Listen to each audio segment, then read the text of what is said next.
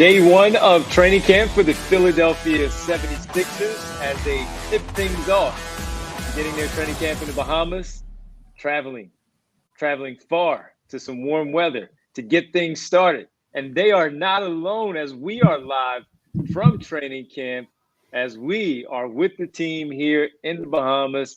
And it's great to be here with you, the PHLY Sixers podcast from training camp, presented by Rothman Orthopedics, our great friends from Rothman Orthopedics, and also our good team of Bet365 hanging out with us, not only for this training camp run here, but also during the preseason. So Rothman Orthopedics, Bet365, we are brought to you by those great people here at training camp in the Bahamas. I am back with my teammates here, Kyle Neubeck, Derek Bodner, I'm Devon Givens. We are all here in the Bahamas at the Atlantis. Brianna is back in studio. All of you live in the chat, we appreciate it as always. Fellas, good to be back with you. How was your first day here without me? Well, first of all, we have this show also presented by Derek's wonderful background in his Buddhist monk Zen garden there in his this locale that we shot at earlier. I wanted to make sure camera. I wanted to make sure I did this once because we are in the Bahamas. One of the shows should be outside. This is the only time I will be doing it outside because I am going to be sweating my rear end off by the end of this, but you got to do it once. So we are, I mean, look, we had a good time yesterday walking around and discovering, because it's October, that everything in the Bahamas is closed for maintenance and that normally people are not here for concerns over hurricanes and whatnot. But that actually kind of crystallized for me why maybe this would appeal to these guys, right? You can come somewhere nice. It's still beautiful. Got the beach. You got the underground aquarium set up and all the other things. But the crowds are, I wouldn't say non-existent, but there are not a ton of people here right now. And so it still allows for at least a little bit of privacy, for as much privacy as you can get when you have a bunch of 7-foot-tall men walking around a resort filled with kids and families and whatnot. So very nice. And I'm looking forward to spending the rest of the week here.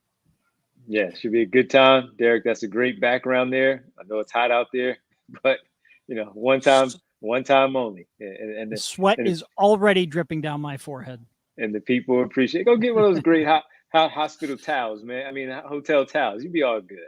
All right, we got a lot of basketball to talk about because day one of practice was in the mix today, officially underway here.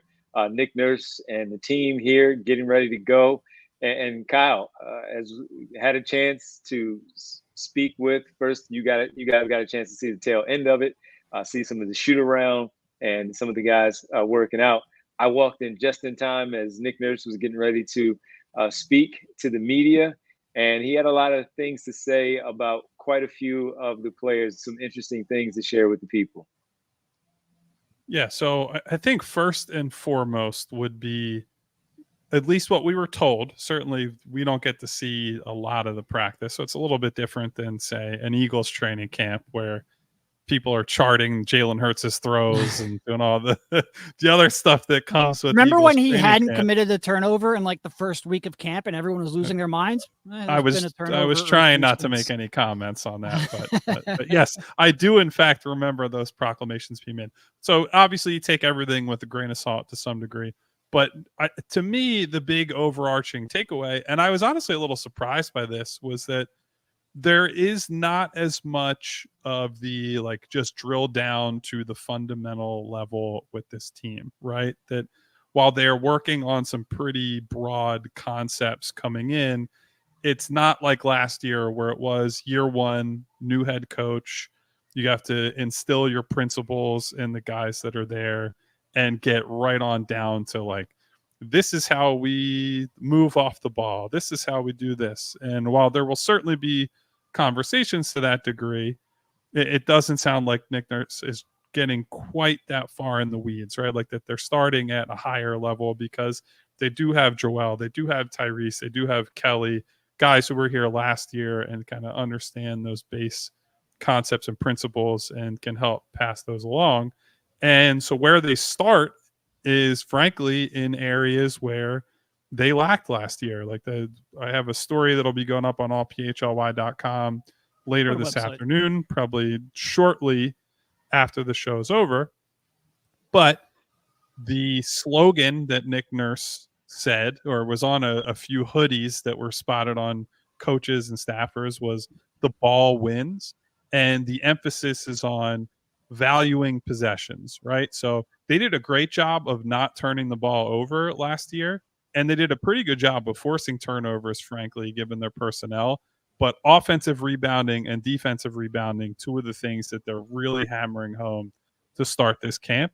And as we saw against the Knicks last year, rebounding was a genuine problem basically all year, and it manifested in a big way against the best team in the league, rebounding-wise, last year in the Knicks, or at least that was the core part of their identity. And so I think there is a very clear view of where they want and need to go and what needs to improve in order to get there.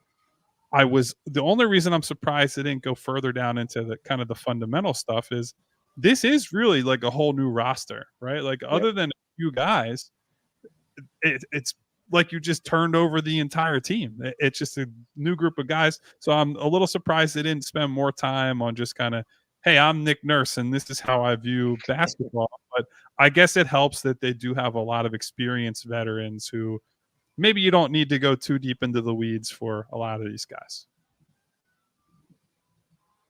Yeah. No, and Kelly brought it up. It's a good mix of veterans and younger players. He tried to act like he was a bridge between the older guys, so he had enough knowledge to sort of, install some of that wisdom on the younger players. But I think it is mostly, at least among the players that you're counting on, a veteran group.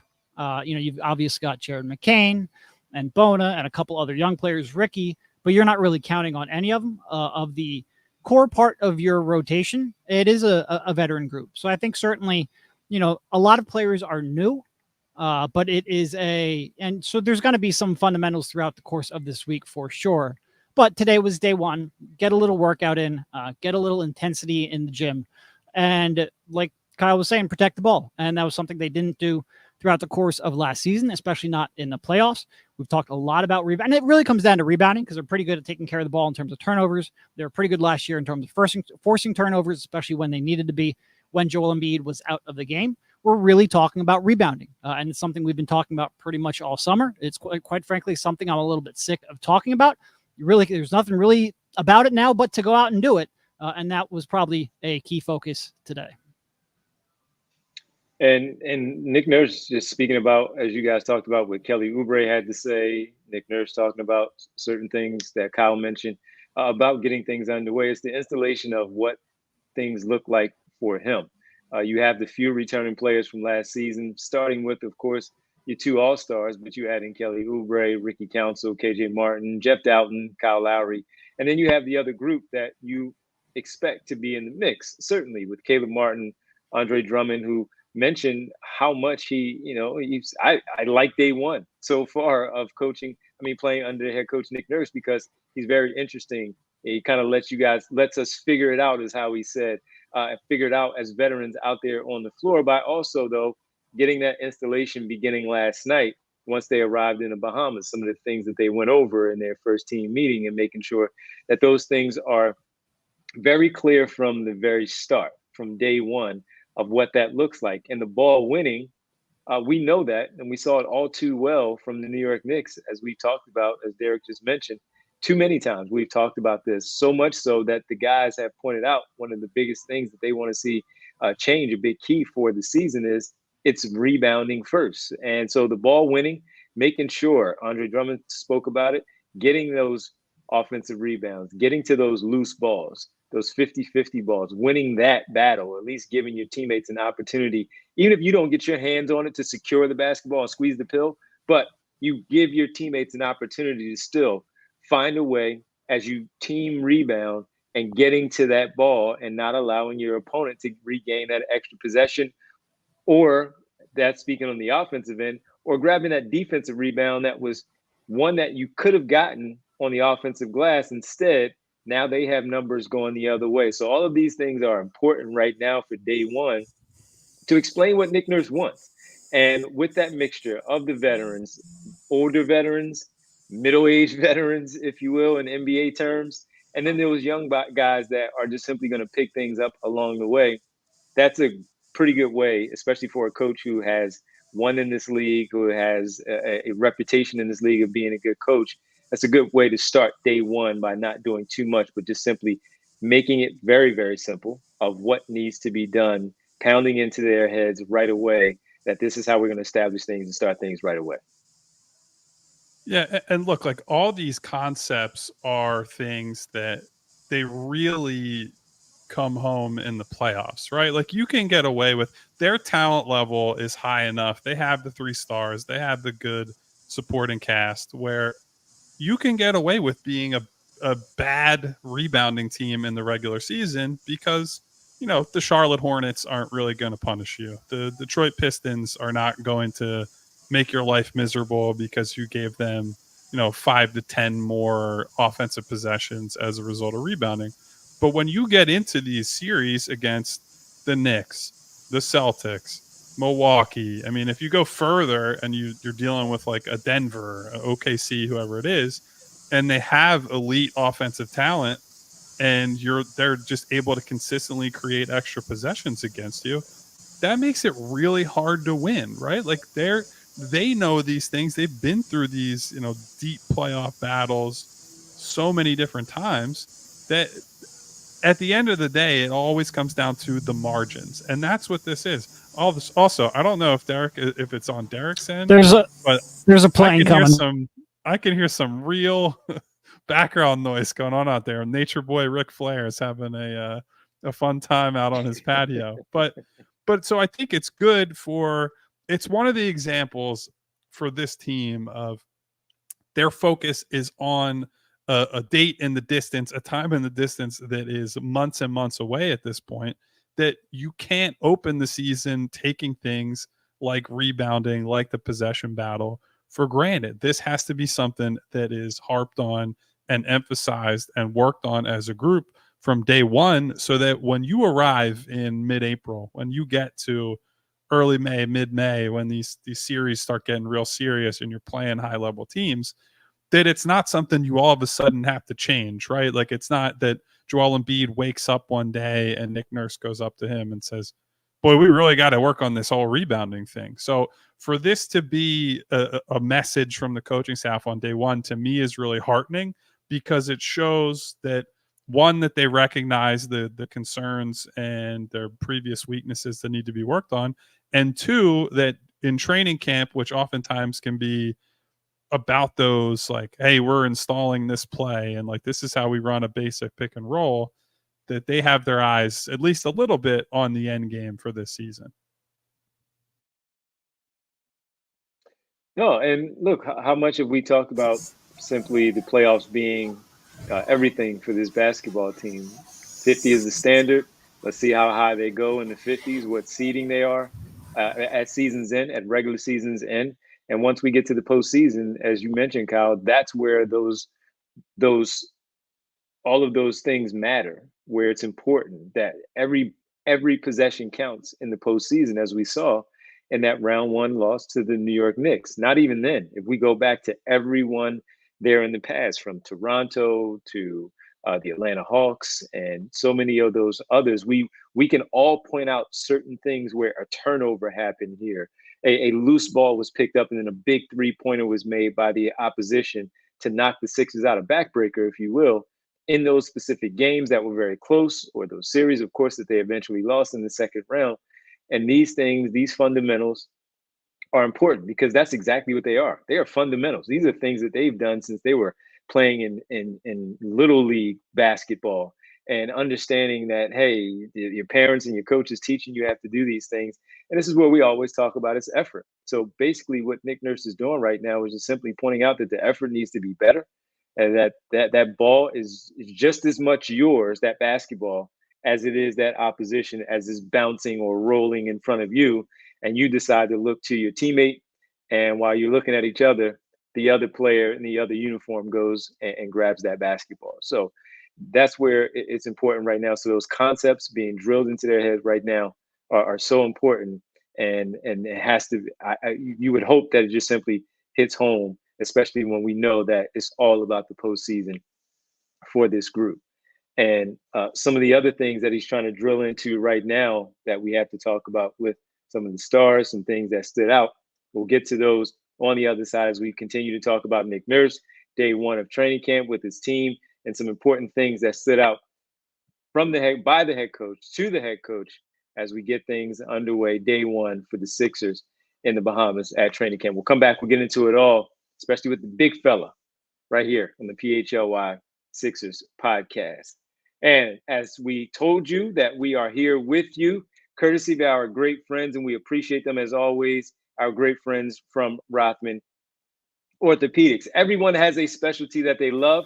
For some, it's running or gardening, maybe like me, pick up basketball, trying to stay active, still think I have it, right? For others, it's shooting those hoops like me, crossing up the defender.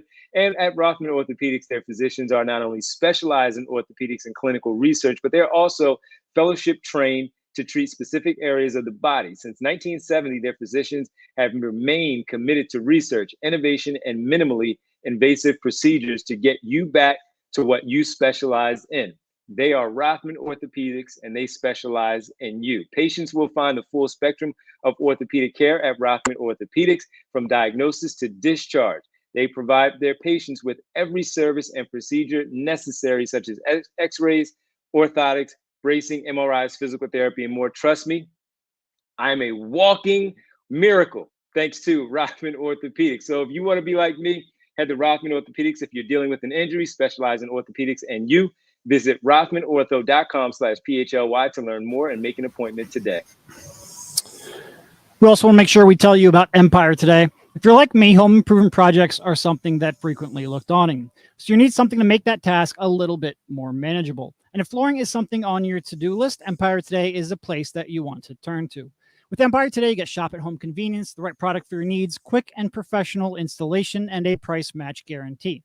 Empire Today is the best place to get new flooring, so of course they have some copycats. But you can't beat Empire Today on quality, service, or speed. So they advertise low products that Empire simply won't carry. Empire Today won't promise the lowest prices because anyone who does that is putting flooring in your home that they wouldn't put in theirs. Empire Today keeps shopping for floor simple with a curated product selection. And Empire Today has a virtual floor designer, which is a great way to see how new floors will look in any space. It's easy. Just snap a picture and instantly see how new floors will look in your room. Shopping for floors at a big box store can be frustrating. You might talk to someone today who was working in plumbing yesterday. Flooring is all Empire Today does. They live and breathe flooring, so you can be confident you're getting honest, upfront advice. And they also service their own warranties. So with Empire Today, you won't have to track down a manufacturer's phone number. Schedule a free in-home estimate today. All listeners can receive a $350 off discount when they use promo code PHLY. Restrictions apply. See empiretoday.com/PHLY for details. Welcome back. Training camp coverage live from the Bahamas, presented by Rothman Orthopedics. Kyle Neubeck, Derek Bodner, Devon Givens with you. And Kyle, the big fella, Nick Nurse, talking about Joel Embiid. And yesterday, since we didn't have a chance to speak to you guys about what was said at Media Day, and you shared some things on Twitter as you guys were en route. But one of the things that Joel talked about was the fact that he lost 25 to 30 pounds. And it was something that he texted to Daryl Morey after the season and saying, I have to be better, I will be better, and I will get right, and I have to do everything to do so. One of those things was to start off by shedding some of those pounds. Maybe nothing, maybe something. We've been talking about his weight for years. But with it, also the start of training camp and how Nick Nurse decides he wants to use him from the very start and getting things going, ramping him up for the beginning of training camp. And he had some interesting things to say about Joel and his workload today. Yeah, so for anybody who might have missed it on social, we did update the good people who watch this show and follow us that Joel was an active participant in everything up till they scrimmaged, and Joel, along with Eric Gordon and Kyle Lowry, did not participate in the scrimmage. And we actually, and whether the media will follow this request from Nick Nurse is up for debate. Nick Nurse actually requested that the rest of the week we don't spend it on, what is so-and-so doing, because it is just day one and week one of a long marathon, right? But the reason that I wanted to get, a sense of what they're doing with Joel from day one is that it is a sort of thin line they have to walk, right? Where there are lots of questions always about Joel's conditioning and his health. And, how much can you get out of him? How hard do you push him day to day without risking or like overly risking him due to injury? And on the other side of it is, can you keep him in consistently great shape in order to be the best player that he can be? So there is a little bit of like, how hard is too hard and all that. But after what we heard about Joel losing weight, you guys know I've said on the show that I wanted to see him slim down and, just cut down on the weight that he's carrying for his lower extremities. So I was thrilled to hear that. The other thing that this is more, I take him at his word on the weight, right? Where I'm a little more, I raise an eyebrow and I say, hey, let's wait and see what happens there, was the claim that he made that almost going to step aside for Tyrese to take the reins and take the lead of this team, right? Which is one of those things that sounds great on media day. It's one of those things that I believe in the sense that I think Joel wants to do what's best to win, right? Like I think in his heart of hearts, as I've said many times, I believe he wants to win above all else. The question is whether in the heat of the moments, when you get into these big games and big situations, if what Joel thinks is best to win is stepping aside, or more likely, if Joel Embiid thinks the best way to try to win is falling on his sword, I shouldn't say falling on his sword, but going out on his own sword and trying to carry the team as team's best player, right? So that I think is something that sounds nice to all of us right now. And I think for the people who believe Maxey is the future, that's red meat for them, right? And there are plenty of those people around the city for good reason, but we have to wait and see. And so I'm really interested to see, once we get to see more live action, once the preseason starts, and TBD if Joel is going to play in any preseason games quite yet. Nick Nurse would not commit on that. But I want to see exactly how hard they push him. I want to see what the offense looks like, how much more or less or the same we get of running the offense through Joel. But it's a big topic for good reason, right? Like they are saying from day one, we are going to be very deliberate with Joel and how we manage him. And that extends to the very first practice at training camp. Yeah, and with the weight loss, he looked okay. Sometimes with Joel, it's tough to tell if he's lost 5 or 10 pounds or 25 or 30 pounds. But the key will really come when we see him move. But it's not even really so much like, it's one thing to be, all right, we need him to play at a lighter weight to try to, withstand the rigors of the playoffs. It's also about the energy that he has to expend. Certainly there's risk mitigation in terms of injury. But so many of the injuries have been random and fluke that you can't, it's mitigation. It's not cutting it to zero, but it's, keeping him when he has to play 40 minutes per night, being light on his feet, that he has more to give in the 35th, 37th, 39th, 40th minute in there. And Daryl was on our show yesterday. Devon, you were there talking to him. Of course, Daryl came on when Kyle and I weren't there, the coward that he is. That's fine. We're happy that he came on. But if you haven't listened to that interview, I'm so glad that you said it. Come on, Daryl. I appreciate you came on the show, but come on, man. If you haven't seen that, go to PHLY Sports on YouTube. It is posted up there. But he was talking about how, being lighter on his feet and getting him so that he's ready for April is the focus, and that lighter players tend to last longer in their career. They tend to be healthier. They tend to, like I said, have more to give when it is deep in a playoff run. And I think it's all good. And sort of to tie this back into the rebounding conversation we had to open up the show, I frequently said that when Joel Embiid gets tired, the first area you see a real impact in that is on the rebounding, is on his ability to pursue rebounds that aren't necessarily coming right to him, to go out of the zone. So when we're talking about fixing the rebounding problems, it's not just, hey, Andre Drummond, or maybe Caleb Martin can make a contribution, or if Ricky improves enough offensively to get in rotation, he would help the rebounding problem. It's also Joel Embiid, playing at close to his 90th percentile more often, rather than maybe the 50 or 60th percentile, because he is tired. One of the things that he also pointed out yesterday was Not worried about the All-Star, not worried about All-NBA, not worried about any of those individual things, to your guys' point of making sure that, again, he does everything within his power to position himself to be there. And he specifically mentioned April, May, and June. He's always played into May. We've seen him mid-May. We've experienced that with game sevens. The issue is we haven't seen the end of May and certainly into June. And in order for him to do that, again, it begins now. We cannot overstate how important it is to start to begin with these good habits and getting these things in there right now with that. So if it begins with the weight loss so far, all for it. He said he needs to lose some more. Okay, cool. I don't know how much more he needs to lose, but if he says it and he feels like it's not going to disrupt his flow and his style of play, then have at it. If it's going to make his knees feel that much better, where he's not carrying too much weight, putting too much pressure on his knees, again, have at it and do your thing. It's about the showing now, the talking and all of that stuff. We've seen it. We've heard it. We've been there with it all. And now it's about showing it. So if he's going to first and foremost come in and drop the weight and allow us to see that, then great. Then everything else then has to follow. I mean, I don't know how you guys felt when you walked into the gym. Was he still on the floor? Was he doing some shooting drills? At that point, I saw him at the end where he had ice on his knees, but I don't know how you guys felt he looked, at least from the last time you saw him in person, not just Team USA, but see him in the last time in person for that Game 6 against New York.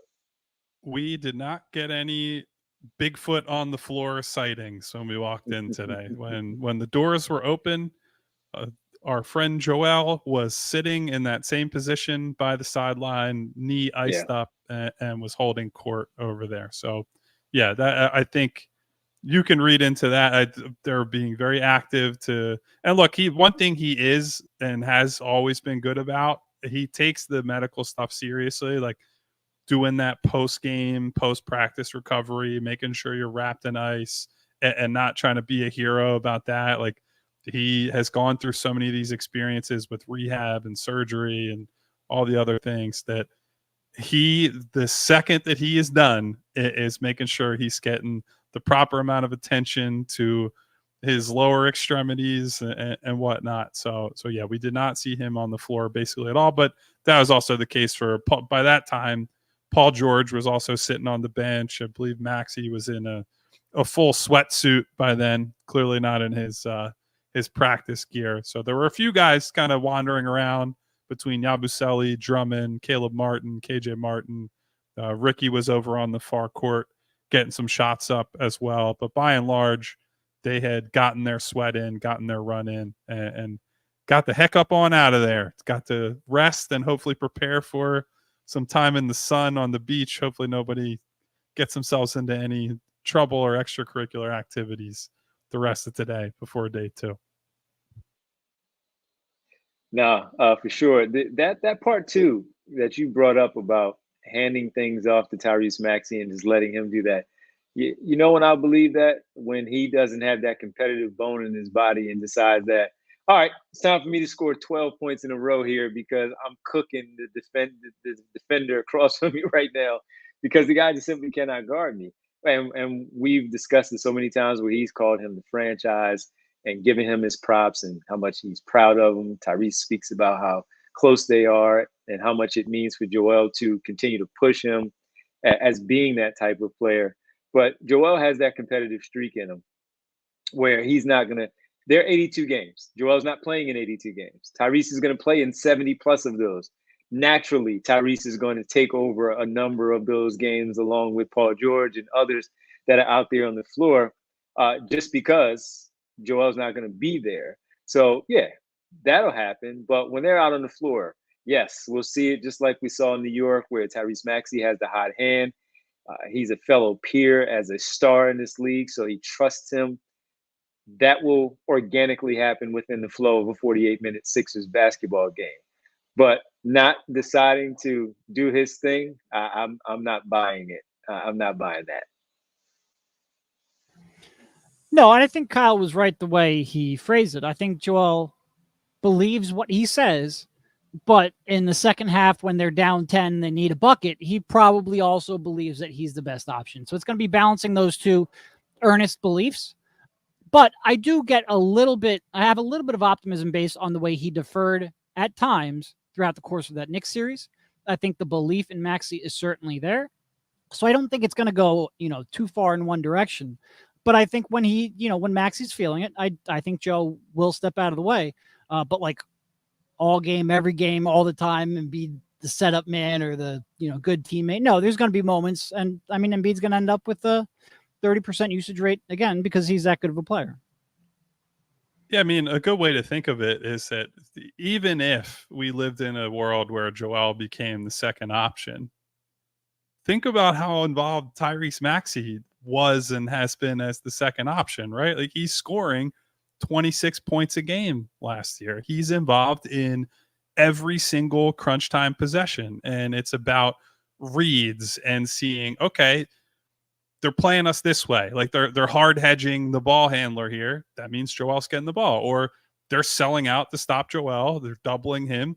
That means Tyrese, it's your time, or you have a favorable matchup. And I've said this over and over again this offseason. I think the biggest reason that you could hope, other than getting Paul George and better role players around them, the biggest reason to be hopeful that this team can contend this year is that, oh, wow, we lost Derek on the video feed. Something must be afoot in the Buddhist temple garden over there. So Joel and Tyrese having another year of they're the main partnership and another year of building trust and another year of just understanding one another after getting so many reps over the last few seasons, but especially last year.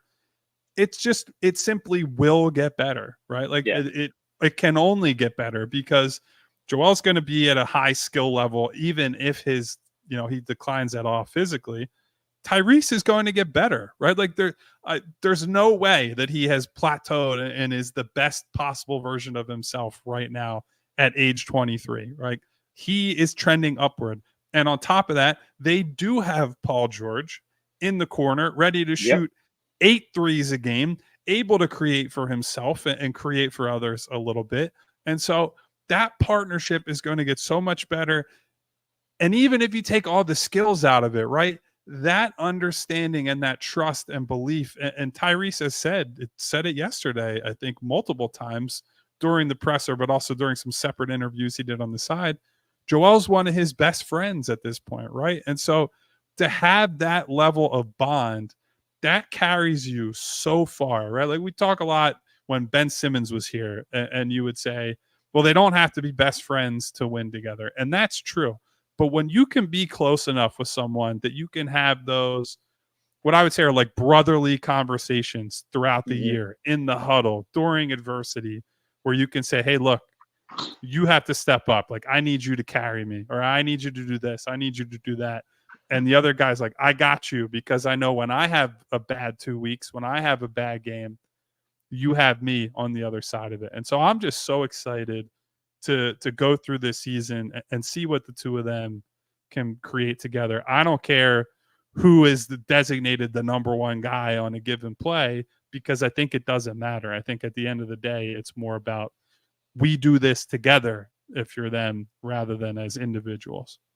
And there was another development talked about today after practice about Tyrese Maxey. We'll get into that on the other side as we try to figure out everything's going on here in the Bahamas, man. Basketball is happening. Derek's extension cord is on the fritz, as everybody is saying. Kyle has I was going to say, and he must have run out of battery out there. I got people knocking on the door, Kyle, and Winona says, are you ordering room service? It was my complimentary. Devon, if please tell you them. missed your strawberries, you missed your chocolate-covered strawberries they brought you. I asked him, I said, could I get to you in about 30 minutes? Because that's what it was, Winona, my complimentary chocolate-covered strawberries. So I may have missed out on that. Hey, Jess, we'll talk about everything there. Now I got to go chase this guy down and go get the chocolate-covered strawberries and figure that out. We'll do that after the break here talking more about Tyrese Maxey here on the PHLY Sixers podcast, live from training camp, presented by our friends from Rothman. Well, look, if you guys want to get out here with us and experience some of that chocolate-covered strawberries, find an extension cord for Derek, maybe even find that legendary Buddhist temple garden that Kyle has named that as Derek's background, you got to come on out here with us at the Bahamas and hang out. And you're going to need to make sure that your finances are in order and you have your credit card right. Everything is good to go. And that's with our good friends from TrueMark Financial and their Visa Rewards credit card. Yes, earn rewards for each purchase using TrueMark Financial's Rewards Visa credit card and redeem them for travel and retail gift cards. Build credit through timely payments and low credit utilization. Also, enjoy that fraud protection. When you're worried about going away with these features like zero liability, you want to make sure everything is on the up and up, and they do that here with our TrueMark Financial Rewards Visa credit card. Traditional savings accounts that they have there as well, with basic savings account offering a place to deposit funds, earn interest, and withdraw money as needed. They have money market account and certificates for fixed term deposit accounts with a predetermined interest rate, offering higher interest rates for locking in funds for a specific period. So if you're on your way out here, or you're just simply preparing yourself for the holiday season and making sure that you can get the gifts that you want for your loved ones, TrueMark Financial is the place for you. A federally insured by the NCUA and is an equal opportunity lender. For more information, visit truemark.com/PHLY. And guys, why do we go to concerts, to sporting events, to theater, to comedy shows? It's because we love the game. It's because we love a certain artist or whatever it is. But it's also to create memories together, right? Like me seeing Devon in all his tie-dyed glory at the Sphere in Las Vegas with a bunch of Grateful Dead hippies. That's why we go to events, and that's why we turn to people like our good friends over at Game Time. Game Time has a new feature called Game Time Picks. It makes getting tickets for your favorite live events even easier than they already made it, which seems almost impossible to me because the experience was already A1 to start with. Game Time Picks filters out the fluff to show you only incredible deals on great seats, so you don't have to waste time searching through thousands of tickets. We got an incredible deal on our tickets for the Sphere out in Las Vegas, but you can get incredible deals through Game Time anywhere, right? Like when you're in a new location, you just go to the city, you pick your date, you pick your amount of people that you're going to a show with, and Game Time filters through all the noise, all the nonsense, and they show you exactly what is going to cost after it's all in pricing, right? So you can see the total up front, no surprise fees at checkout. You also get, and you've heard about these a lot, great seat views, panoramic views from your seat, so you know what you're getting before you buy. The lowest price guarantee that Game Time also offers you, or they credit you 110% of the difference if you can get a better deal elsewhere. Game Time ticket coverage also says your purchase is covered with the most flexible customer service policy in the ticketing industry, so they always have your back. Take the guesswork out of buying tickets with Game Time. Download the Game Time app, create an account, and use code PHLY for $20 off your first purchase. Terms apply. Again, create an account, redeem code PHLY for $20 off. Download Game Time today. What time is it? Game time, Devon. Yes, game time. It's game time for Derek. He's got to figure out that extension. What time is it? Battery charging time for Derek Bodner, apparently. I'm mad I missed out on the strawberry. Here we go. Derek, new location. The Strawberry King himself just Sorry about that. The camera overheated, so the outdoor streaming is a thing of the past. Oh, no. No more Derek Zen Garden. Remember when Bree was like building a teepee to keep everything warm because it was too hot? Well, I don't have time to make a teepee midstream, so we can't do that. Or not Bree, Emma. I'm sorry. Emma out in Vegas. Yeah, absolutely. All right, we got Derek back. We got the team back. Everybody's back. I hope they come back with my chocolate-covered strawberries. But before we get to that again, Tyrese Maxey, we were talking about him before we went into the break. And going into the break, I mentioned that something was brought up also about another part of his game, the maturing part of his game, going into year number 5, and that's the leadership that came up, spoken from both Kelly Oubre and Andre Drummond speaking about it, Derek, and how important that leadership is coming from the point guard that he is, establishing himself as an all-star, being a key part next to Joel Embiid. And now here we are where they're talking about, the guy, him, leadership, speaking about it day one.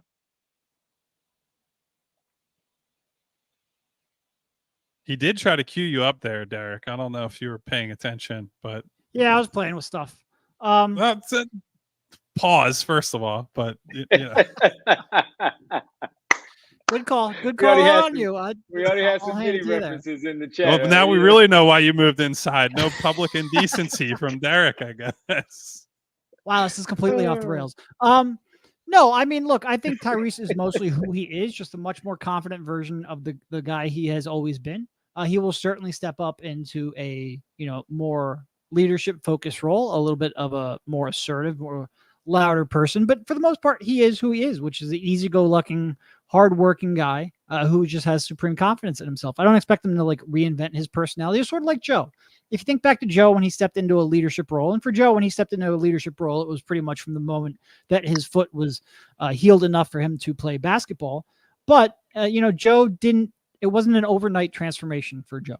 He was never necessarily the loudest, most vocal, most outward leader on the team or in the NBA among star players. You even had people like JJ Redick saying hey, not every best player has to be a natural leader. But I think with Max, Joe grew into it over years. It was incremental steps year over year over year.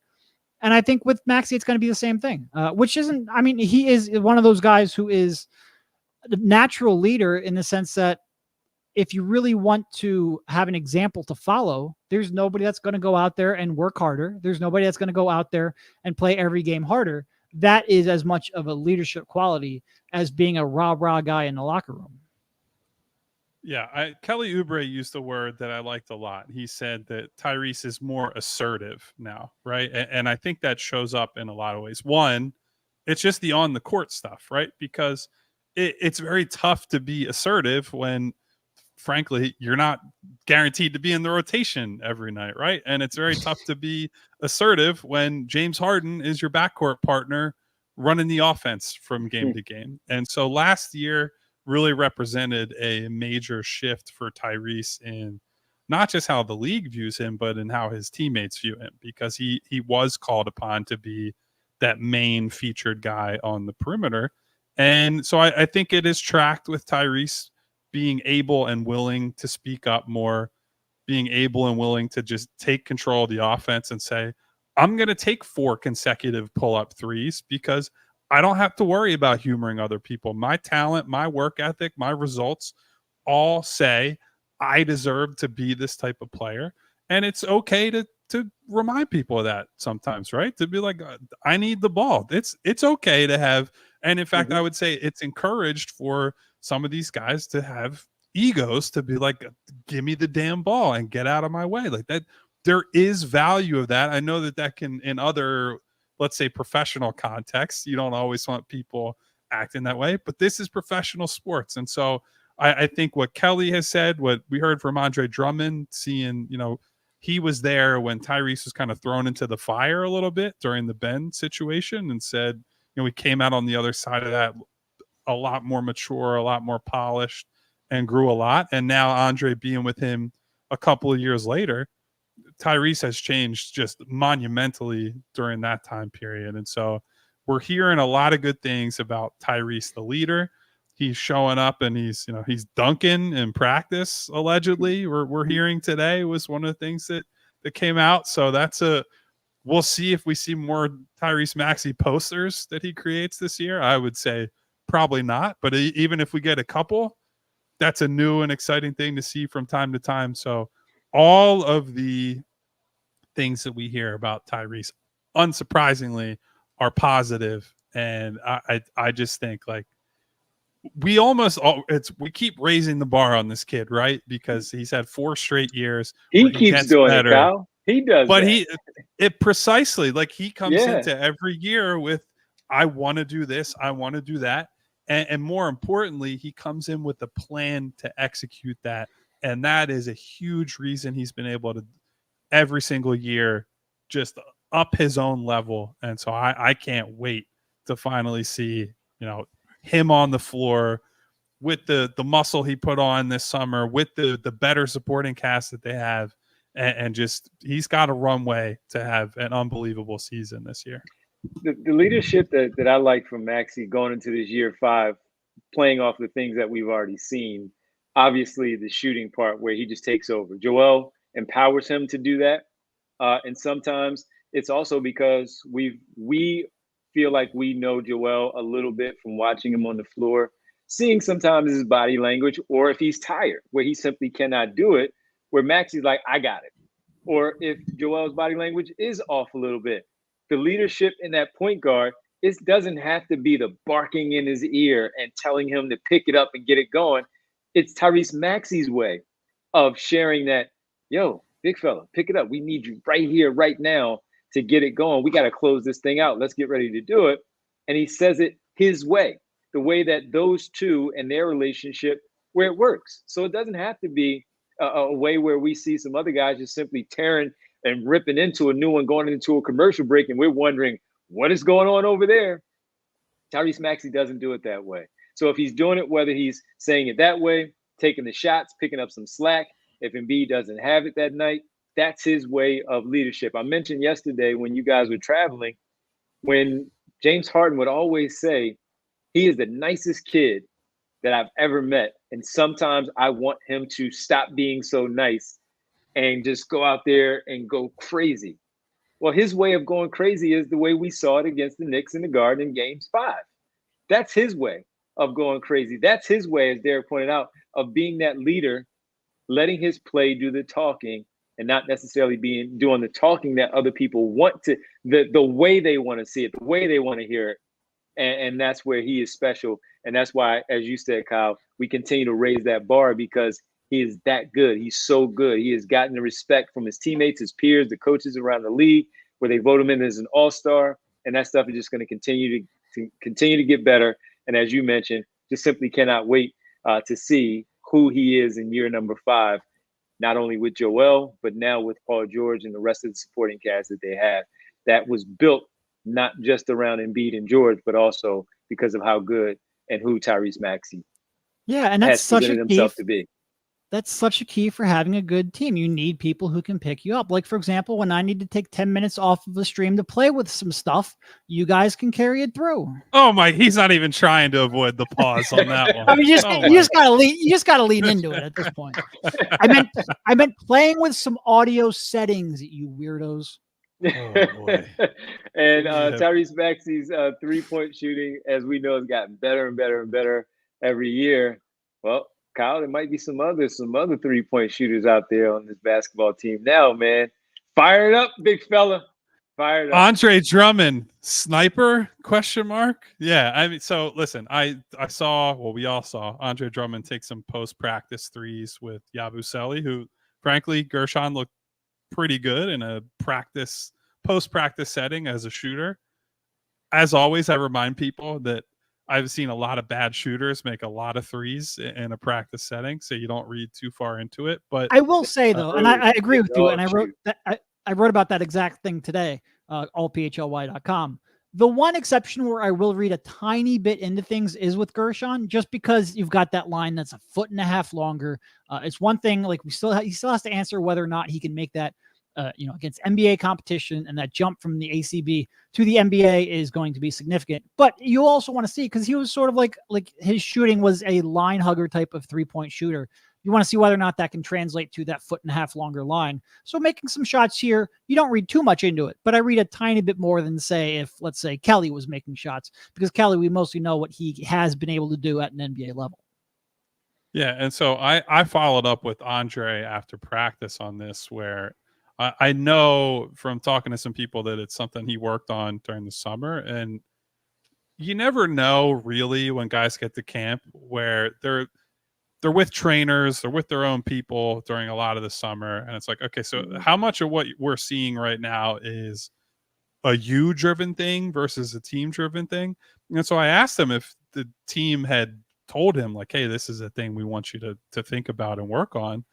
And Andre was pretty straightforward, where he said, anything that I do is just what are the coaches asking me to do? What is this team asking me to do? And he was very clear that the first, second, and third thing for him is be a solid defensive guy, be an elite rebounder, which he's been his whole career.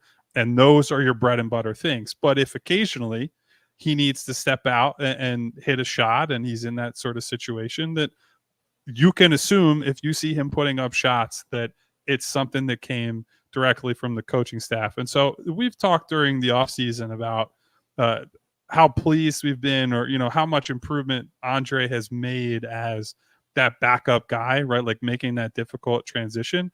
And I think that gives you a window, like that sort of answer, into why he's excelled in this role, right? Like that he has truly embraced, like, you need me to do this, then that's my focus. You want me to try to expand my game in this way? I'm going to put the reps in. I'm going to do this until you tell me, or unless you tell me to stop. And so I just think it's such a refreshing attitude to hear from a guy who frankly could have let his ego derail his career, right? Like when he kind of topped out as a big money starter and had to make that transition into more of a depth player or role player. We've seen guys with, frankly, better careers than Andre fail to do that. Allen Iverson's the guy who always jumps out at me, former MVP of the league, who was washed out of it by, his early 30s. And for Andre to have the presence of mind to get into this mode, I think says a lot about him. And I think hopefully that is the type of mentality and attitude that this whole team will have, right? Like team before self. In Joel's case that we were just talking about, Tyrese or the other guys before him, like I'm giving myself up for other people and looking at how do I lift these other guys up? How do I adjust my game to make them better?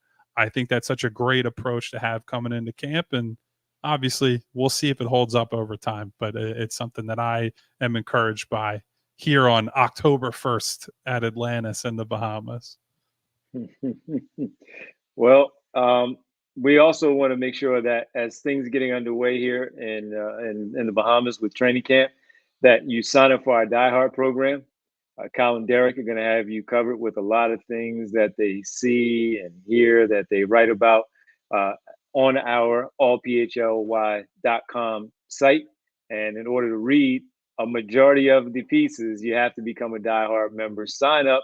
And again, you get so many exclusive things, premium written content, 20% off merchandise, you get a free shirt, an opportunity to hang out with us at events, so on and so forth.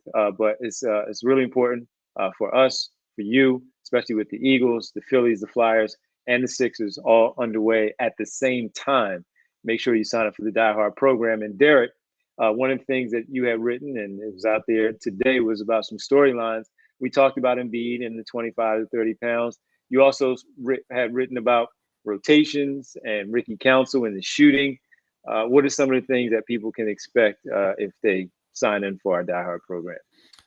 Yeah, well, it was basically 5 topics of what you're trying to get out of training camp. And a lot of times it's, you've got to be a little judicious on what you really take away, because quite frankly, we don't see a whole lot. And when you talk to people, everything is the greatest in the world. So I think you scale back a little bit. Kyle brought up football. You don't get nearly the kind of chance to evaluate things like you do with football. So one of the things I already mentioned in Yabusele shooting, because that 3-point line is longer than the FIBA line, can he make that from distance? Another thing is, how does Joel look? And like Kyle mentioned, by the time we were on the court, Joel was already done with his workout. So we didn't get a great chance to see that here today.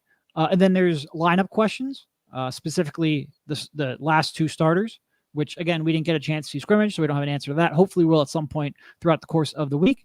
There's what kind of pairings there might be alongside of your stars when you go to the bench. So that was another one as well. And then it was, can Ricky make the jump? And we did get a chance to watch a little bit of Ricky go through some shooting drills.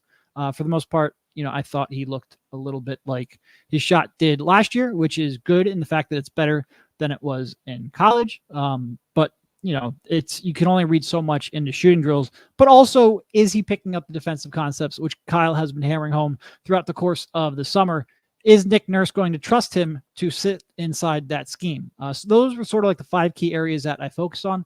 Like I said, it's sometimes tough to glean too much from these because a lot of times we get to watch mostly shooting drills.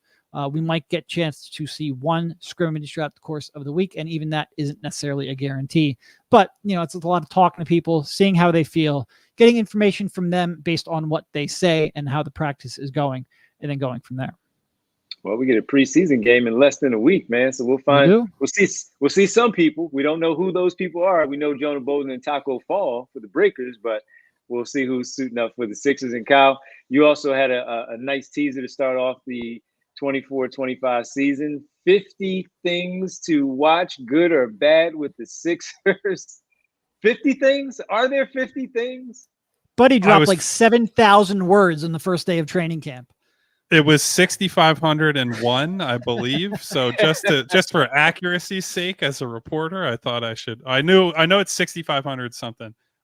So here's what I would say about what I wrote to open the week, kind of open the season a little bit. I think in general, a lot of times now, especially with things that are tied to fandom, people either want to hear all the good things or all the bad things.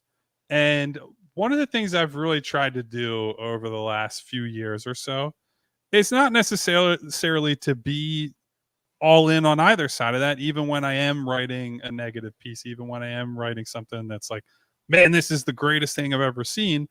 The way that I get through these long seasons, the way that I frankly can like find meaning and joy and despair and all these is because you have all of them all at once, right? Like you can be excited for this team and still think rebounding might be a problem. Playmaking might be a problem. And by the same token, you can be concerned about the rebounding and you can be concerned about the playmaking and still look at it and be like, man, I'm excited to see what post-Olympic Joel looks like. Man, I can't wait to see the upgrade from Tobias Harris to Paul George, right? And my hope this year and moving forward is that we can have more of these like dual feelings instead of the Eagles lost, fire everybody, throw the team and the quarterback and everyone else in the trash. Or that's true though.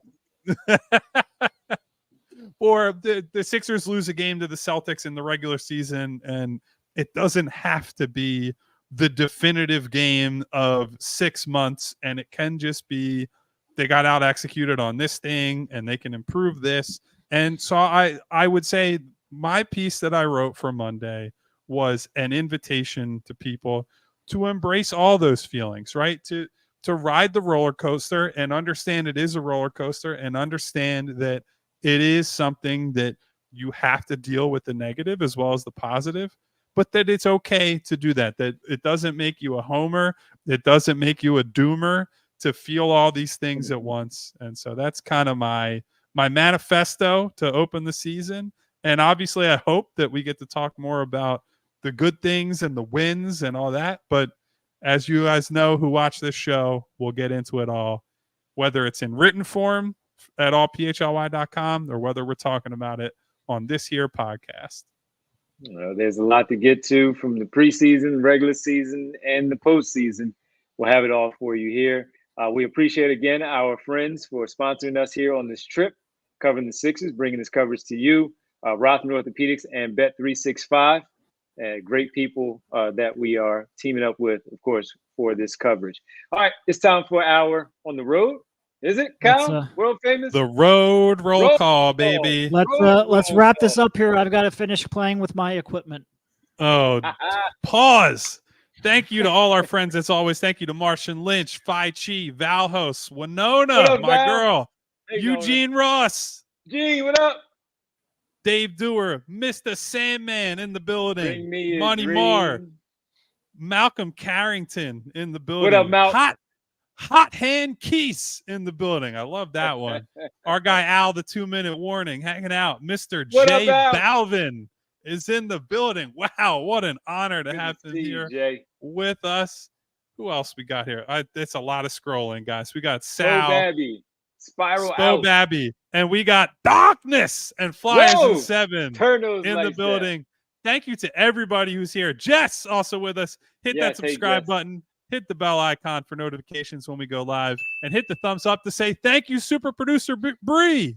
We'll be back tomorrow. Bell. See you guys. We all silly like the mayor.